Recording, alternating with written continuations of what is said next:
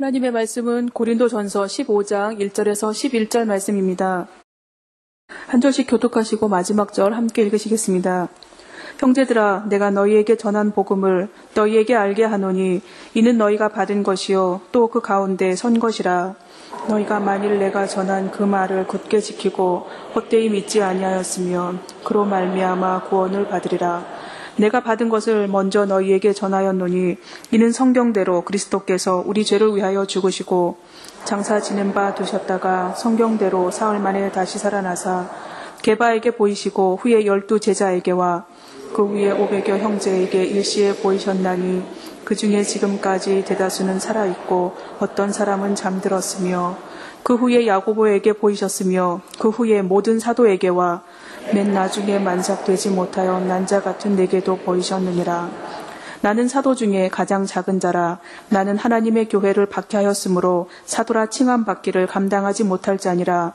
그러나 내가 낳은 것은 하나님의 은혜로 된 것이니 내게 주신 그의 은혜가 헛되지 아니하여 내가 모든 사도보다 더 많이 수고하였으나 내가 한 것이 아니요 오직 나와 함께 하신 하나님의 은혜로라. 그러므로 나나 그들이나 이같이 전파하매 너희도 이같이 믿었느니라. 고린도전서 7장부터 15장까지는 고린도 교회 현안 문제들에 관해서 교인들이 바울에게 질문한 질문에 관한 사도 바울의 목회적 답변이라고 했습니다. 크게 단락을 나누어서 15장까지라고 하지만 실제로는 16장 4절까지가 고린도 교인들의 질문에 대한 답변으로 이루어져 있습니다. 지난 8주 동안 우리가 함께 살펴보았던 고린도전서 11장부터 14장까지는 공적 예배에 관한 사도 바울의 목회적 답변이었고 그 가운데에서도 12장부터 14장까지는 바른 은사의 사용에 대한 답변이었습니다. 오늘부터 우리가 살펴보고자 하는 고린도전서 15장은 부활장, 부활에 대한 사도 바울의 답변입니다. 우리 먼저 7장 1절 한번 보실까요? 7장 1절.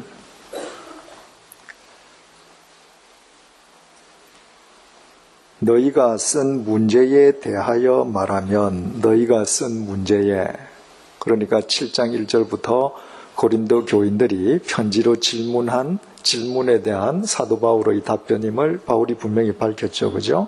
25절 볼까요?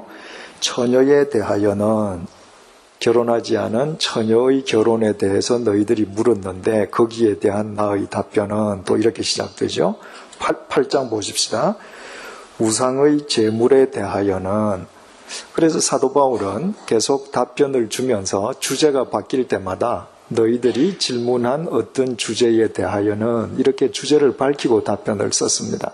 그런데 15장은 그냥 1절부터 이렇게 시작돼요. 형제들아, 내가 너희에게 전한 복음을 너희에게 알게 하노니, 말하자면 부활에 대해서는 이 말이 없단 말이죠. 그래서 주경학자들 가운데에서 이 15장은 고린도 교회 교인들이 질문한 내용이 아니고 고린도 교회에 이런 문제가 있다는 것을 사도 바울이 먼저 알고 사도 바울이 답변을 쓴 것이다, 이렇게 해석하기도 합니다. 그런데 16장 한번 볼까요? 16장 1절 보면 성도를 위하는 연보에 관하여는 이렇게 되어 있죠. 그래서 16장 1절부터 4절은 연보에 대해서도 답변을 주고 있습니다. 그러니까 실상 이 전체적인 구조를 보면 사도 바울이 15장에서 부활에 대하여는 이라는 말을 쓰지 않았다 할지라도 고린도 교회에서 질문이 있었음을 알게 됩니다. 그런데 고린도 교회에서 질문이 있었기 때문에 사도 바울이 썼는가, 아니면 질문이 없었는데도 사도 바울이 이 내용을 썼는가라는 것보다 더 중요한 것은 우리가 두 가지를 먼저 생각하게 되는데요. 첫째는 실제로 고린도 교회에 부활을 믿지 않는 사람들이 있었다라고 하는 사실입니다. 15장 12절 볼까요? 그리스도께서 죽은 자 가운데서 다시 살아나셨다 전파되었거늘 너희 중에서 어떤 사람들은 어찌하여 죽은 자 가운데서 부활이 없다 하느냐. 그죠? 바울이 딱 정확하게 지적을 했습니다. 잘 알다시피 고린도 교회는 그리스 고린도에 있지 않습니까? 그리고 이 당시 정치적으로는 로마 제국 소속이지만 문명적으로는 헬라 문명권이란 말이죠. 그 당시가 다 헬라어를 지중해 세계 공용어로 썼거든요. 따라서 그 당시의 모든 사람들은 헬라 사상, 헬라 철학의 영향을 받았습니다. 헬라 사람들은 영은 대단히 귀하지만 육체는 쓸모없는 것이라고 생각을 했습니다. 그래서 영혼 불멸설은 믿었지만 몸이 부활한다는 것은 믿지 않았단 말이죠. 그런 사고방식이 팽배해 있었습니다. 여러분, 영혼 불멸설을 믿는 것과 부활신앙은 절대로 같은 것이 아닙니다. 이를테면 우리나라에서 조상의 귀신을 믿는 분들이 제사를 드리잖아요. 그분들은 뭘 믿는 거예요? 영혼 불멸설을 믿는 겁니다. 내 조상의 귀신이 구천에 어디서 떠돌아다니다가 돌아가신 날 되면 배가 고프셔서 진지 드시러 오신다고 믿는 거예요. 그럼 그분들이 영혼 불멸설을 믿는다고 해서 우리가 믿는 기독교 신앙과 동일한가요? 그렇지 않아요. 영혼 불멸설이라고 하는 것은 영혼이 죽지 않는다는 것 자체만 믿을 뿐 그 영혼이 어디서부터 기인하고 어디로 가는지에 대해서는 관심이 없는 것입니다. 그러니까 영혼이 구천에 떠돌 수도 있는 것이고 이상한 데 있을 수도 있는 것이죠. 그러나 부활신앙이라고 하는 것이 무엇입니까? 하나님께서 인간을 창조하실 때 인간을 영으로 창조하신 게 아니잖아요. 흙으로 빚으시고 육체를 만드시고 생기를 불어넣으셔서 영적 존재, 영과 몸을 가진 전인적인 존재로 만드셨습니다. 그런데 죄로 말미암아서 육체가 죽게 되지 않았어요. 따라서 우리가 부활신앙을 갖는다라고 하는 것은 하나님께서 우리를 창조하셨던 그 본래의 모습을 회복하는 것이란 말이죠. 우리가 죄로 말미암아 신라곤 했던 그 하나님 나라, 이 땅에서 그 모형은 에덴 동산이었죠. 그 하나님의 나라 에덴 동산을 회복하는 것입니다. 따라서 내 기원이 어디인지도 모르고 가는 목적지가 어디인지도 모르는 채 영혼 불멸만 믿는다는 것과 내가 온 곳이 하나님 나라임을 알아서 예수 그리스도 안에서 영육이 함께 구원을 얻고 내가 상실했던 하나님의 나라를 회복한다는 것과는 전혀 내용과 차원이 틀리죠. 따라서 영혼 불멸설이 아니라 부활신앙을 가지고 있을 때만 이 세상에서 우리가 육체를 갖고 있는 동안 우리가 얼마나 바르게 사느냐, 우리의 삶이 달라진단 말이죠. 그래서 사도 바울이 여러 가지 목회적인 답변을 쓰는 가운데에 이 부활의 교리에 대해서 쓰지 않을 수 없었던 것입니다. 두 번째로는 결국 고린도 교회의 여러 가지 문제의 원인이 뭐겠습니까? 여러 가지 원인은 그들이 바른 신앙을 상실했다는 데 있었습니다. 그리스도인에게 바른 신앙은 뭐겠습니까? 부활신앙이에요. 부활신앙이 기독교의 핵심이잖아요. 부활신앙이라고 하는 것은 우리가 이 땅에서 살지만 우리는 이 땅에 속한 자들이 아니라는 것입니다. 우리는 이 땅을 거쳐가는 존재예요. 우리가 회복하고 가야 될 하나님의 나라는 따로 있습니다. 따라서 우리가 이 땅에 살지만 이 땅에 속하지 않는다는 사실을 알 때 이 땅에서 삶으로 말미암아서 비롯되는 잡다한 문제로부터 우리는 자유할 수 있게 되는 것입니다. 그 부활신앙을 갖지 않을 때 우리는 아무리 그리스도인이라 할지라도 이 세상의 여러 가지의 문제에서부터 자유할 수가 없는 것입니다. 그래서 사도 바울이 바로 목회적인 답변을 주는 그 말미에 부활에 관해서 상세하게 썼던 것은 바울로서는 당연한 일일 수밖에 없었죠. 그 관점으로 우리 1절부터 보시겠습니다.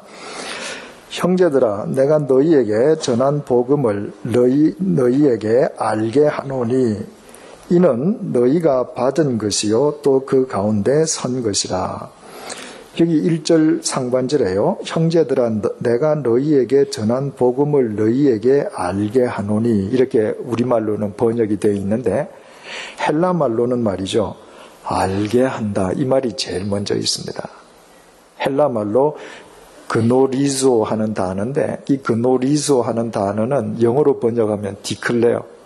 아주 명확하게 밝힌다는 것입니다.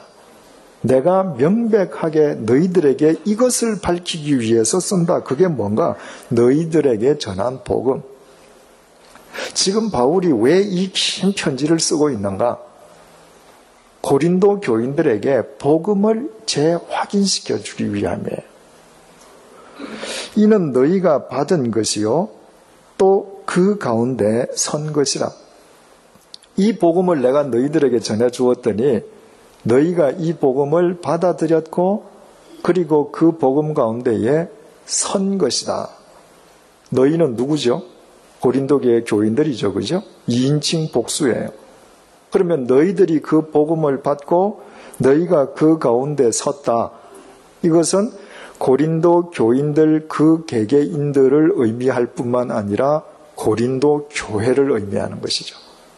고린도 교회가 사람들의 모임이니까 내가 너희들에게 전해준 그 복음을 너희들이 받아들이고 그 복음 위에 굳게 섬으로 고린도 교회가 시작되었다는 것입니다.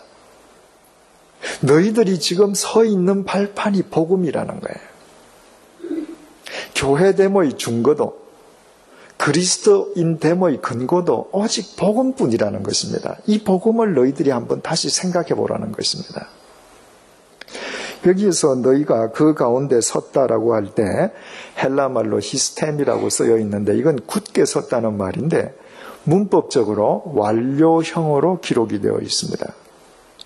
헬라말을 문법적으로 완료형으로 표현하는 것은 과거에 끝나서 종결되었다는 의미가 아니라 헬라어 완료형은 과거에서 시작되어서 그 영향이 지금까지 그 상태 그대로 지속되고 있다는 의미예요. 자, 여러분, 고린도 교회가 복음 위에 굳게 서서 교회가 시작이 되었는데 지금 현재도 그들이 복음 가운데에 굳게 서 있습니까? 아니잖아요. 굳게 서 있지 않기 때문에 여러 가지 문제가 일어나서 서로 대립하고 다투게 되었습니다. 그런데도 바울은 그들이 굳게 서 있다고 완료형으로 기록을 해 주었습니다. 두 가지 의미로 우리 생각할 수 있죠. 첫째로는 나중에 결론에 가서 우리가 다시 살펴보겠습니다만은 고린도 교회 교인들 스스로 이 편지를 읽고서 우리가 정말 복음 위에 바로 서 있는가? 우리가 처음처럼 굳게 서 있는가? 스스로 자성할 수 있는 기회를 주는 것이죠. 두 번째로는 우리가 지금까지 15장까지 살펴오는 동안에 쭉 봤지만 사도 바울이 고린도 교인의 잘못을 지적하고 질타하고 권면하지만 야단만 치는 거 아니잖아요. 계속해서 그들이 되어져야 할 상황을 마치 지금 그렇게 되어 있는 것처럼 인정하면서 또 격려해 주잖아요. 우리가 고린도전서 13장에서 사랑은 모든 것을 바란다고 하는 것을 배웠죠. 그 바란다라고 하는 헬라어 엘피조는 모든 것을 소망한다는 뜻이라고 그랬습니다. 지금 고린도 교인들이 복음에 굳게 서 있다가 지금은 비록 복음 위에 굳게 서 있지 못하고 흔들리지만 그럼에도 그리스도 안에서 다시 굳게 서게 될 것을 사도 바울은 소망하는 것입니다. 그 소망을 너희들이 굳게 섰었고 지금까지 서 있어 왔다고 표현을 해주는 것입니다. 2절요. 너희가 만일 내가 전한 그 말을 공표하십시다. 그리고 1절에 형제들아 내가 너희에게 전한 복음의 공표를 하고 연결을 하십시다. 너희가 만일 내가 전한 그 말을 굳게 지키고 복음을 굳게 지키는 것이죠. 헛되이 믿지 아니하였으면 그로 말미암아 거기다 공표를 하시고 또 말하고 연결을 하십시다. 그 복음으로 말미암아 구원을 받으리라. 우리나라 말은 그로 말미암아 구원을 받으리라가 제일 뒤에가 있는데 헬라어 원문에는 그로 말미암아 구원을 받으리라가 제일 앞에 와 있습니다. 복음으로 말미암아 구원을 받으리라. 이 세상에서 복음 아니고는 인간을 구원할 것이 없다는 것입니다. 구원의 주체도, 구원의 동기도, 구원의 과정도 오직 복음밖에 없다는 것입니다.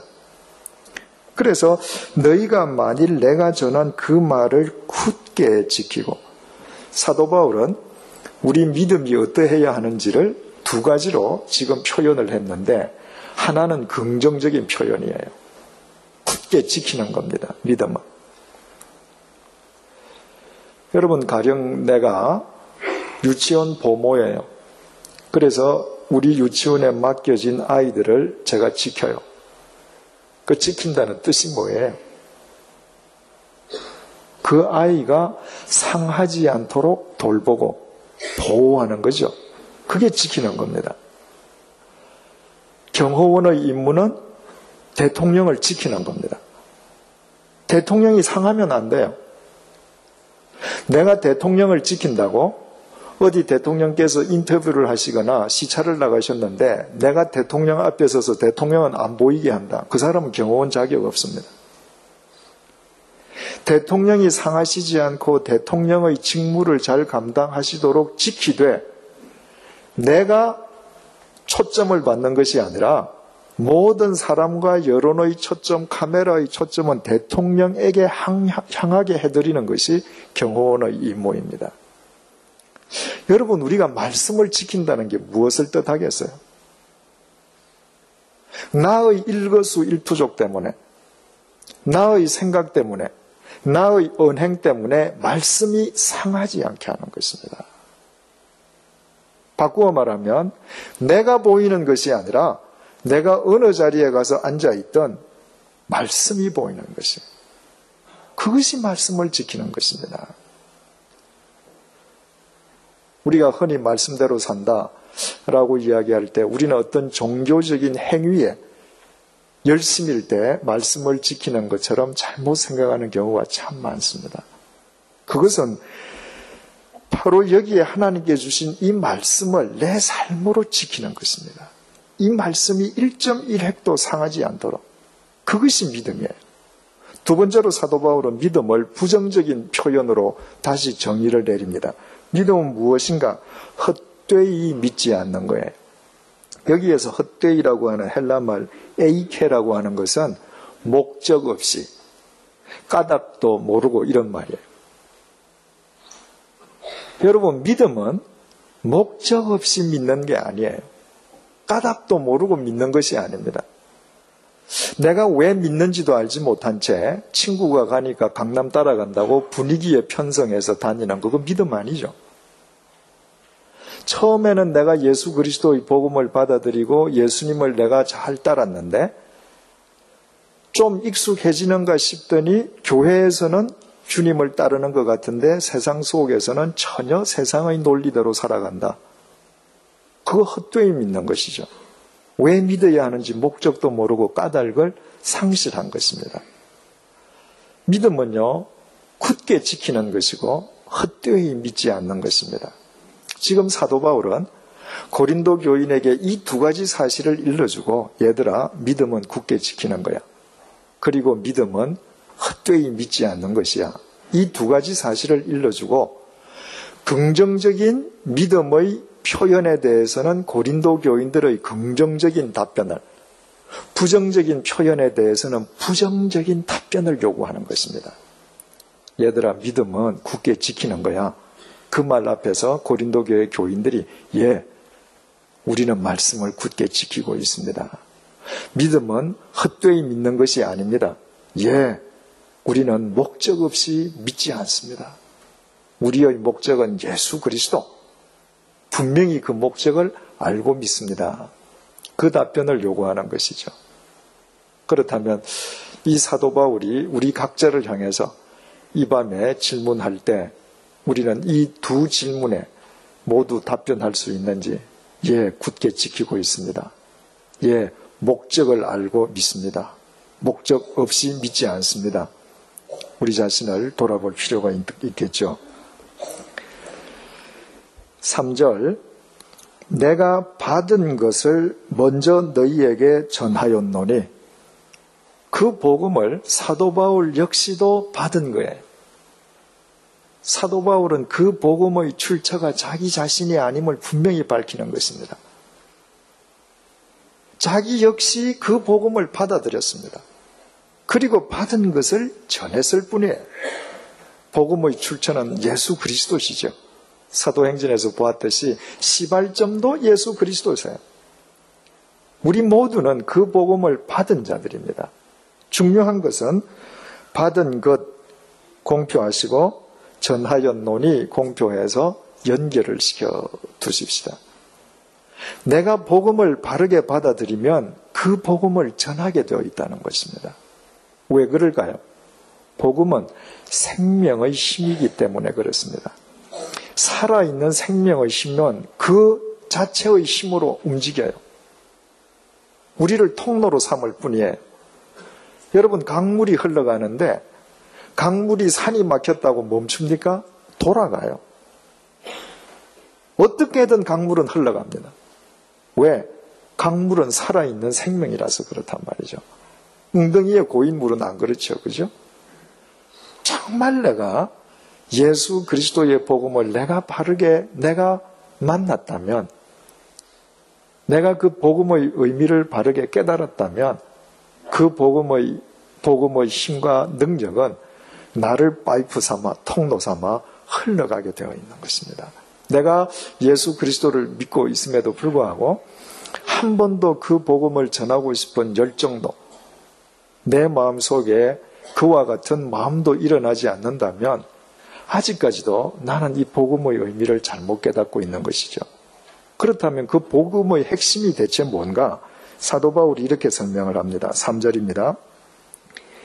내가 받은 것을 먼저 너희에게 전하였노니 이는 성경대로 그리스도께서 우리 죄를 위하여 죽으시고, 복음의 핵심이 뭔가? 예수 그리스도께서 죽으셨는데 당신의 문제로 돌아가신 게 아니라는 거예요. 우리 죄 때문에 돌아가셨습니다. 그런데 그저 예수님께서 자기 임의로, 자기 기분으로 너 죄를 위해서 죽는다, 그것이 아니라 성경대로. 여기에서 성경이라고 하는 헬라 말이 그라파스라고 기록이 됐는데 단수가 아니라 복수예요. 그러니까 정확하게 번역을 하려면 성경들대로 이렇게 해야 됩니다.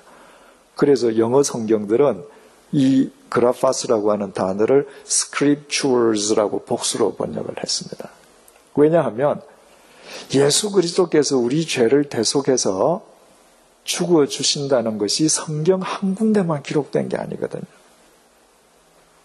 이 성경 전체가 사실은 그 이야기 우리에게 전해주는 거잖아요. 왜 예수 그리스도께서 우리의 죄 때문에 돌아가셔야 됩니까? 이유는 간단해요. 죄의 싹은 사망이기 때문에. 하나님의 법입니다. 모든 죄인은 죽어야 돼요. 그래서 구약시대 때는 어떻게 했습니까? 짐승으로 제사를 드리지 않았습니까? 짐승으로 제사를 지낼 때 제일 처음 하는 행동이 뭐였죠? 짐승의 머리 위에 안수하는 것입니다. 왜 안수하던가요? 죄의 정가입니다. 하나님, 제가 이런 죄를 지었습니다. 죄의 삭은 사망이기 때문에 제가 죽어야 합니다. 그러나 이 제물이 저를 대신해서 죽습니다.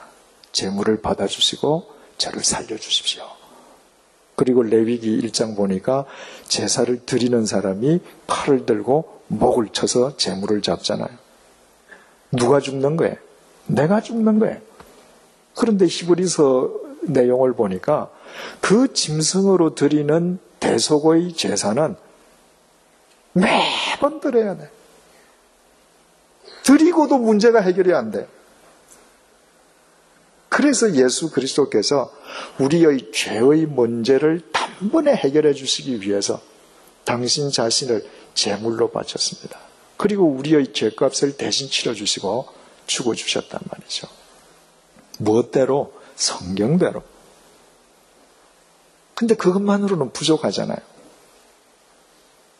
죄와 죽음의 문제는 해결되었지만 그걸로 죽음을 뛰어넘어 산다는 보장은 우리에게 없잖아요.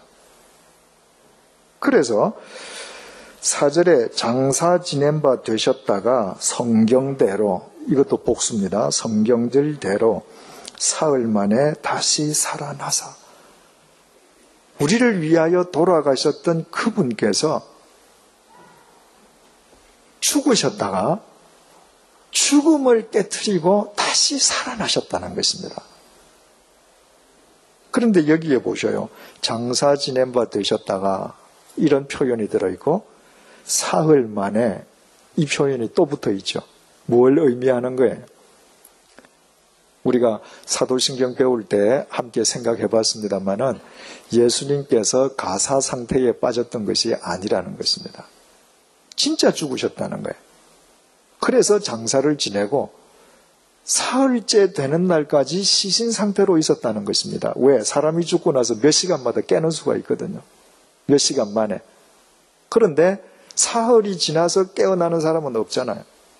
완전히 죽으신 시신이셨는데 그 사망의 권세를 깨트리시고 다시 살아나셨다는 것입니다.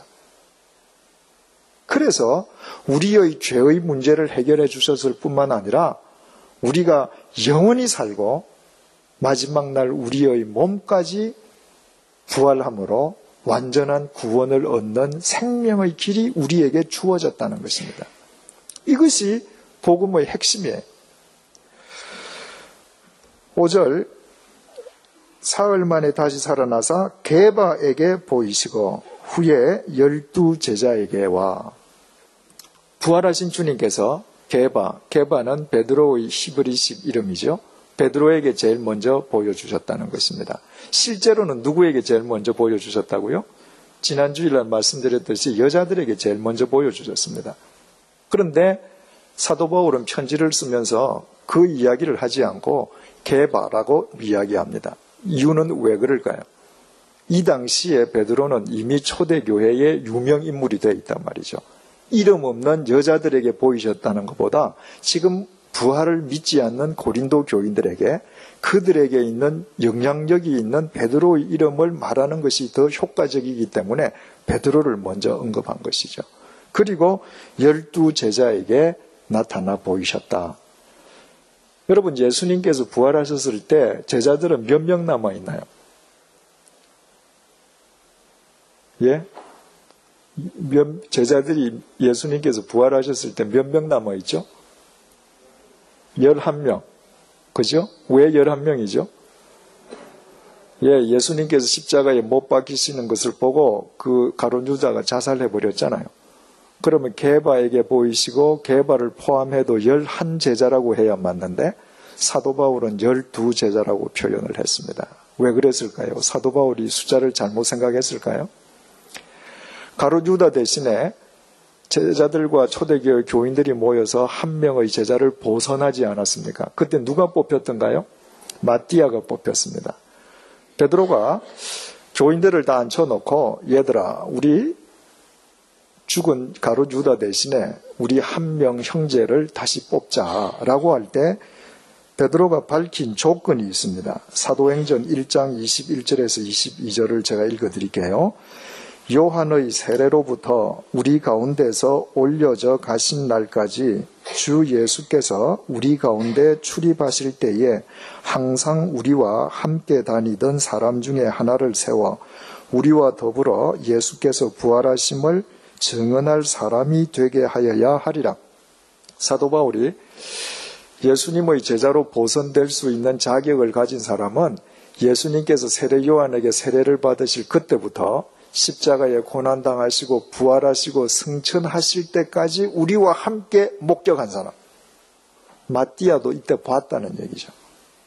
부활하신 예수님께서 마띠아에게도 보여주셨기 때문에 마띠아가 보선된 것을 알고 있는 사도 바울은 12명이라고 기록했다고 우리는 알게 되는 것이죠.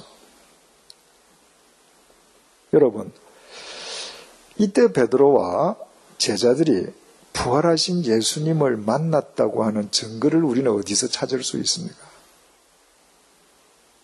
지금 사도 바울이 고린도전서 15장에서 기록한 이 사도 바울의 기록을 제외하고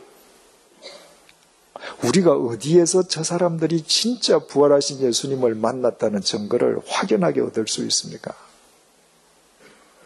달라진 그들의 삶 때문에. 여러분, 예수님께서 십자가에 못 박혀 돌아가실 때 얼마나 무력하게 돌아가셨습니까? 단 한마디의 변명도 못하시고 단 한 번의 방어 자세도 취하시지 못하시고 도살장에 짐승이 끌려가듯 끌려가셔서 그냥 무기력하게 돌아가셨습니다. 그것이 제자들에게 얼마나 충격적이었는지 제자들은 그 현장에서 요한을 제외하고는 다 도망갔습니다. 그런데 그 이후에 어떻게 됐죠? 그 겁에 질려있던 제자들이 예수가 살아있을 때 예수를 부인하고 예수를 외면하고 배신하고 도망갔던 제자들이 사람들은 예수님이 다 죽고 종결되었다고 생각하는데 그 이후부터 그들이 달라졌습니다. 그 예수를 위해서 죽었습니다. 그들이 예수가 부활했다라고 증언함으로 말미암아서 그들에게 금전적인 이득이 돌아가지 않았습니다. 그들의 명예가 높아지지 않았습니다. 예수가 부활했다고 증언하는 것 때문에 그들은 불에 타 죽거나 맹수의 밥이 되거나 참수형을 당했습니다. 목이 떨어지는데도 예수가 부활했다고 부르짖다가 죽었습니다. 이유가 뭐예요? 진짜 만났거든요. 그들은 다 무식한 어부들이에요. 그들이 무슨 머리를 굴려서 지적으로 생각해서 그렇게 한 것이 아닙니다. 그들은 부활하신 예수 그리스도를 정말로 봤기 때문에, 그리고 그렇게 무력하게 돌아가셨던 까닭은 예수님에게 힘이 없어서거나 예수님이 바보여서가 아니라 우리의 죄 때문에 그렇게 돌아가실 수밖에 없다는 사실을 알고 나서부터 우리의 죄를 위해서 그분이 돌아가셨고 그분이 부활하셨다고 확신범이 되어서 죽음 앞에서도 두려워하지 않고 외쳤던 것입니다. 그보다 예수 그리스도께서 부활하셨다는 더 큰 증거를 우리가 또 어디에서 만날 수 있겠습니까? 6절, 그 후에 500여 형제에게 일시에 보이셨나니 그 중에 지금까지 대다수는 살아있고 어떤 사람은 잠들었으며, 이 500여 명이 구체적으로 누구인지는 저희들은 알지 못합니다. 그러나 예수님께서 한 개인, 게바 한 개인, 제자들 그룹뿐만 아니라 소그룹뿐만 아니라 500명이나 되는 대그룹, 큰 무리에게도 당신의 부활하심을 보여주셨다는 거예요. 그리고 사도 바울이 에베소에서 이 편지를 쓸 때까지 그들 중에 절대 다수가 살아있었다는 것입니다. 우리가 2000년 기독교 역사를 알고 있지 않습니까? 이들이 다 어떤 사람들이었을까요? 사도 바울이 고린도전서를 쓰고 나서 직후에 네로 황제의 박해가 시작되지 않습니까? 그때 수없이 많은 이름 없는 그리스도인들이 죽었습니다. 네가 배교하면, 예수 그리스도를 부정하면 살려준다라고 하는 그 회유 앞에서 내가 부활한 예수를 모른다고 한 번만 부정하면 사는데 예수 살았다고 말하고 죽었습니다. 그들이에요. 우리가 분명하게 그 이름을 알고 있는 12제자들 이외에 이탈리아 로마에 가서 우리가 볼 수 있는 그 콜로세움 원형 극장에서 죽어갔을 그 이름 알지 못하는 그리스도인들, 그들이에요. 우리는 그 이름을 알지 못하지만 주님께서는 알고 계실 것입니다. 사도 바울은 몰라서 기록 못했지만 주님께서는 알고 계실 거예요. 그분은 지금도 살아계시기 때문이죠. 7절, 그 후에 야고보에게 보이셨으며, 그 후에 야고보에게 주님께서 또 나타나셨습니다. 야고보가 누구죠? 예수님의 제자 중에도 야고보가 있지 않습니까? 그죠? 그런데 그 야고보는 5절에 게바에게 보이시고 후에 12제자 할 때 이미 거기에 포함되어 있죠. 따라서 예수님 제자 야고보를 다시 새롭게 언급하실 이유가 없잖아요. 이 야고보는 예수님의 동생으로 우리가 다 알고 있는 야고보죠. 예수님께서 나사렛에 가서 복음을 증거하실 때에 나사렛 사람들이 예수를 보고 깜짝 놀랐습니다. 아니 저게 도대체 누구야 저거? 우리가 다 아는 예수 아니야? 그러면서 이렇게 말을 했습니다. 마태복음 13장 55절 56절이에요. 이는 그 목수의 아들이 아니냐? 그 어머니는 마리아, 그 형제들은 야고보, 요셉, 시몬, 유다라 하지 않느냐? 그 누이들은 다 우리와 함께 있지 아니하냐? 그러니까 마리아가 예수님을 낳을 때는 동정녀로서 예수님을 잉태하고 낳았지만 예수님을 낳은 뒤에 그 약혼자였던 요셉과의 사이에서 자식들이 많이 태어났습니다. 가톨릭에서는 그 마리아를 신적 존재로 모시기 때문에 그 마리아가 예수님을 낳고 난 뒤에도 약혼자 요셉과 동침을 안 했다고 그러죠. 그래서 여기에 성경에 기록되어 있는 사람들은 마리아의 친자식들이 아니라 예수님의 사촌이다. 그러니까 마리아의 여동생이나 언니가 낳은 자식들이다. 그분들은 그렇게 믿고 있습니다. 그러나 우리는 성경으로 볼 때 사촌으로 보지 않죠. 만약에 마리아가 그 요셉하고 아내, 남편, 지간으로 살지 않았더라면 나사렛 사람들이 이는 그 목수의 아들이 아니냐 이렇게도 얘기 안 했겠죠. 그죠? 자, 보십시오. 우리는 여기에서 대단히 중요한 사실을 알게 됩니다. 예수님과 예수님의 육적인 동생 사이에 사실은 무슨 관련성이 있습니까? 신적으로는 아무런 관련이 없습니다. 예수님은 성령으로 잉태된 하나님의 독생자이고 그 밑에 동생들은 그야말로 마리아와 요셉 사이에서 태어난 인간일 뿐이에요. 신적으로는 아무런 관련이 없지만 그러나 육적으로는 동복 동생이에요. 그렇죠? 그래서 예수님께서 당신의 사랑하는 동생에게 개별적으로 찾아가셔서 부활하신 당신을 보여줬습니다. 본래 이 동생도 예수님을 안 믿던 사람이었죠.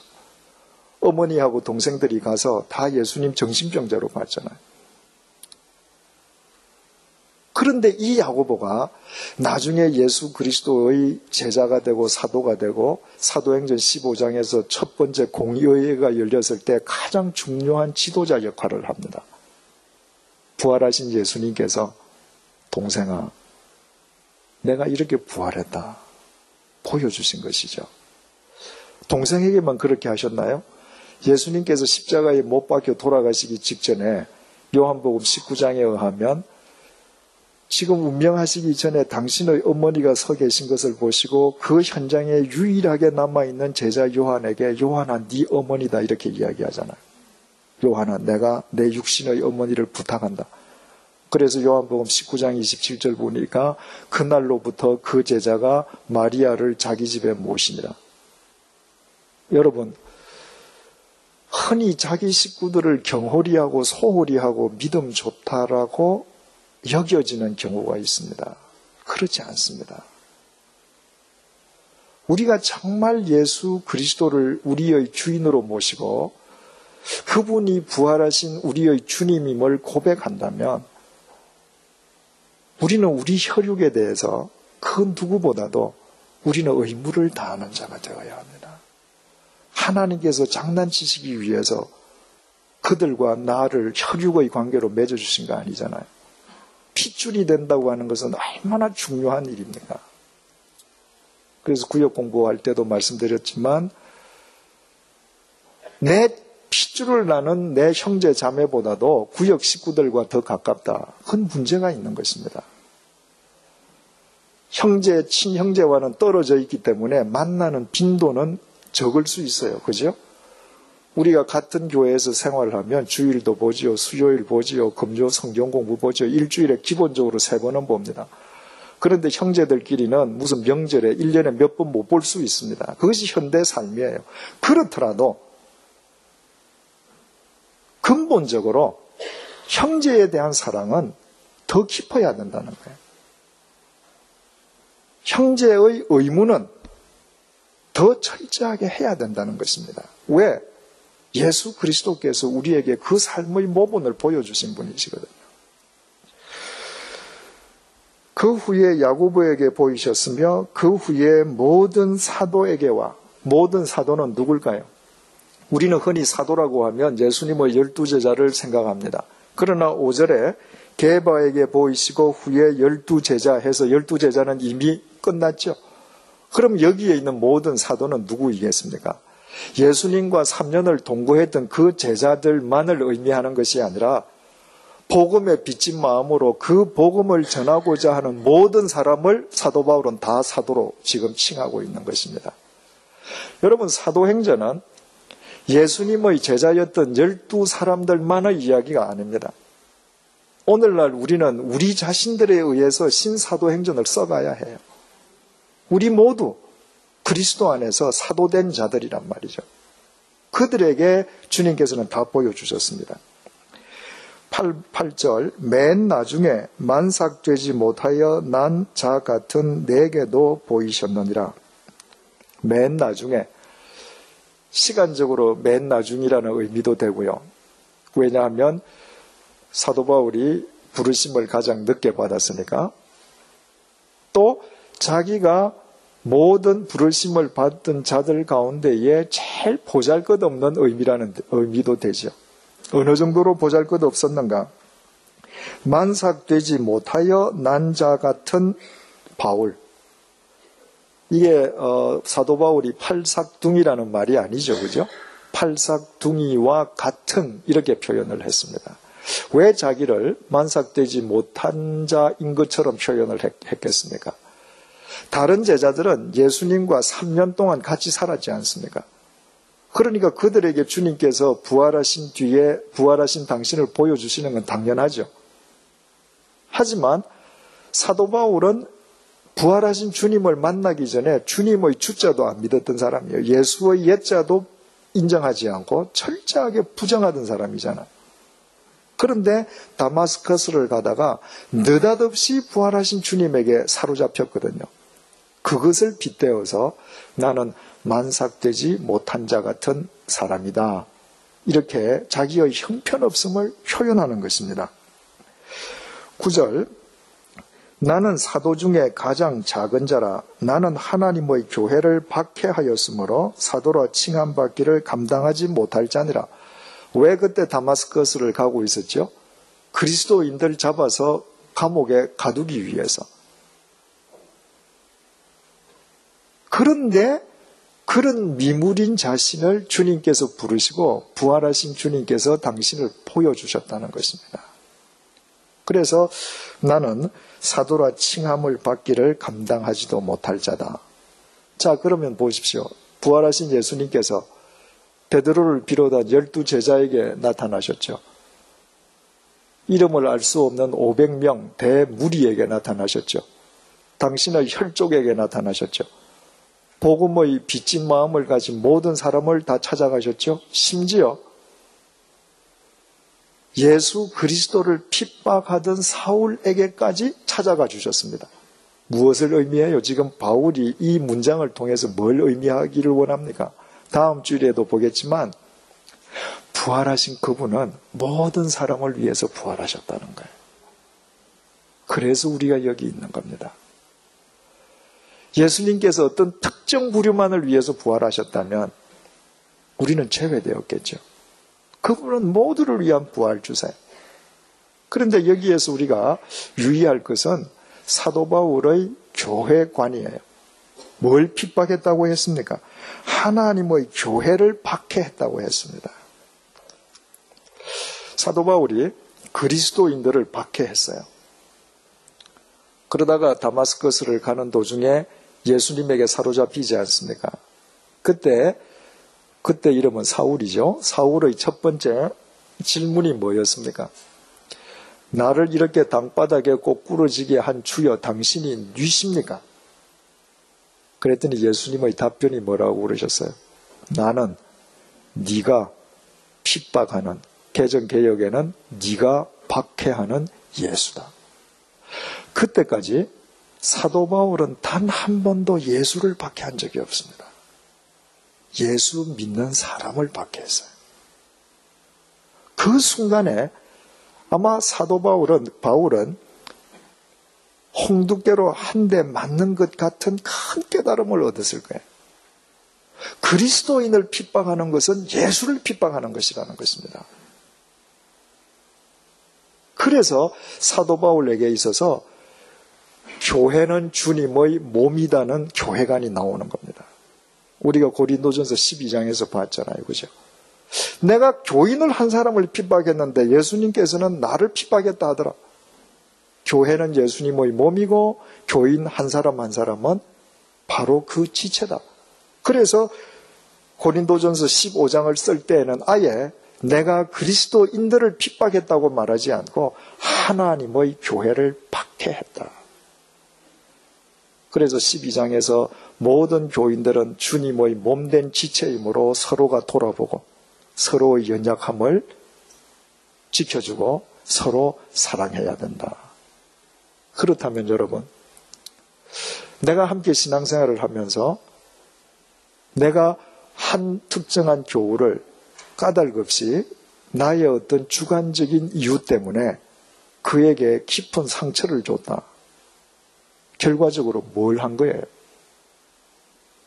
주님의 몸을 핍박한 것이요, 하나님의 교회를 핍박한 것입니다. 이 사실을 우리가 바르게 안다면 예수께서 내가 너희를 사랑한 것처럼 너희들 서로 사랑해라 말씀하신 그 진의를 우리가 알 수 있고, 그것을 아는 교인들이 함께 모여있는 한 교회는 진정한 사랑의 공동체로 농익어갈 수 있는 것이죠.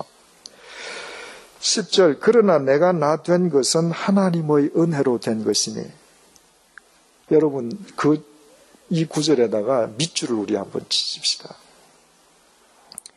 그러나 내가 나 된 것은 하나님의 은혜로 된 것이니. 9절, 나는 사도 중에 가장 작은 자라. 나는 하나님의 교회를 박해하였으므로 사도라 칭함받기를 감당하지 못할 자니라. 이건 언제의 이야기예요? 과거의 이야기입니다. 과거에 그는 하나님의 교회를 박해하던 자였습니다. 그런데 10절, 그러나 내가 나 된 것은 현재형이에요. 과거의 관점으로 현재를 조망하면 나의 현재는 하나님의 은혜라고 고백하지 않을 수 없습니다. 이것은 사도 바울의 고백만이 아니죠. 우리 모두의 신앙 고백이에요. 사도 바울과 우리에게 차이가 있다면 사도 바울은 이것을 늘 마음속에 새기고 살고 우리는 잊고 산다는 것입니다. 여러분, 제가 한 5년 전 과거의 관점에서 오늘 2006년 6월 7일 밤 9시를 한번 제가 바라다 본다면 나의 지금 나 된 것은 하나님의 은혜입니다. 하나님의 은혜가 아니면 저는 이 시간 여기 있지 않습니다. 이 자리에 서서 예수 그리스도의 복음을 전하려고 생각도 하지 않을 것입니다. 여러분들 다 마찬가지잖아요. 오늘날 모든 사람들이 미래를 향해서 달려갑니다. 미래를 향한 비전을 갖는 것 대단히 중요합니다. 그러나 참된 그리스도인이 되기 위해서 그리스도인들은 두 가지 의미에서 뒤를 돌아봐야 돼요. 첫째는 우리가 돌아가야 될 곳을 위해서 뒤를 돌아봐야 합니다. 우리는 실낙원한 사람이에요. 그 실낙원한 것을 돌아봐야 돼요. 내가 잃어버린 그것을 돌아볼 때만 앞을 향해서 내가 바로 걸어갈 수 있습니다. 두 번째는 나의 과거를 확인하기 위해서 되돌아봐야 해요. 바로 나의 과거의 안경으로 현재를 볼 때에만 지금 내가 기적 속에 있다는 것을 비로소 확인하는 것입니다. 과거를 돌아본다는 것이 요즘 특정 정파에서 하듯이 내가 아니라 남의 과거를 뒤집어서 과거사 진상하자, 이게 아니라 나의 과거를 보자는 거예요. 나의 과거를 보면 볼수록 나의 나 된 것은 주님의 은혜라고 고백할 수밖에 없는 것이죠. 그러나 내가 나 된 것은 하나님의 은혜로 된 것이니 내게 주신 그의 은혜가 헛되지 아니하여 내가 모든 사도보다 더 많이 수고하였으나, 여기에 은혜 두 번 나왔죠. 공표를 다 해두십시다. 은혜. 그 하나님의 은혜가 헛되지 않았어요. 여기에서 헛되다고 하는 것은 헬라말로 케네인데, 이것은 하나님 은혜의 본질을 의미하는 것입니다. 하나님의 은혜는 본래 헛되지 않아요. 그 은혜를 아는 자는 수고하게 되어 있습니다. 하나님의 은혜를 느끼면 느끼는 만큼 더 수고하게 되어 있어요. 왜? 나의 나 된 것이 그분임을 내가 인정하니까 그분을 위해서 내 생을 바치지 않을 도리가 없는 것이죠. 중요한 것은 내가 모든 사도보다 더 많이 수고하였으나 내가 한 것이 아니요 오직 나와 함께 하신 하나님의 은혜로다. 여러분, 하나님의 은혜를 받는다라고 하는 것은 아무것도 하지 않고 가만히 앉아있는 것을 의미하는 것이 아니라 은혜를 받은 만큼 더 큰 수고하는 것이지만, 그러나 내 수고를 자랑할 것이 하나도 없어요. 내가 한 것을 보면 뭔가 대단히 많은 것을 한 것 같은데, 나를 위해서 십자가에서 돌아가시고 내게 베풀어 주신 그분이 베풀어 주신 은혜를 보면 내가 한 건 아무것도 아니에요. 그리고 그 모든 동기 역시도 그분의 은혜란 말이죠.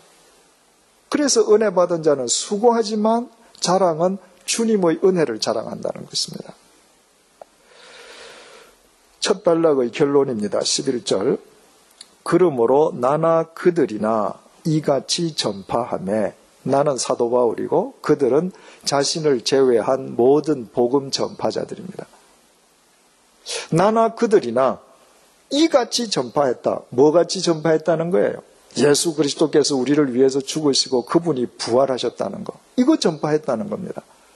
그렇다면 여러분, 가톨릭이냐 개신교냐 성공회냐 무슨 성결교냐 장로교냐 감리교냐 하나도 중요하지 않죠. 이것을 주장하느냐 안 하느냐가 중요한 것이죠.